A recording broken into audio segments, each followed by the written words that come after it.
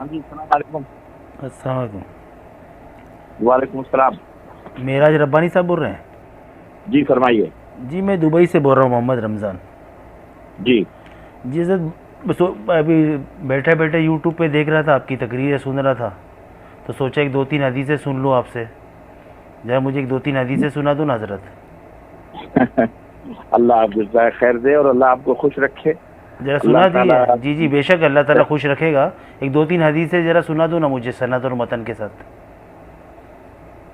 मतलब सिर्फ मैं दूसरे काल पे बैठा हूँ, सब पता है आपको। अरे मगर मैं तो थोड़ा सा आप सबर करें या बाद में फोन करें जनाब तो मैं जनाब, आपको मैं बताऊँ तो कि हदीस की बात कर रहा हूँ, आप तो अहलुल हदीस है, आपसे हदीस की बात सुन रहा हूँ। आपको तो सारे काम छोड़ने के बाद में मुझे हदीस सुनाना चाहिए।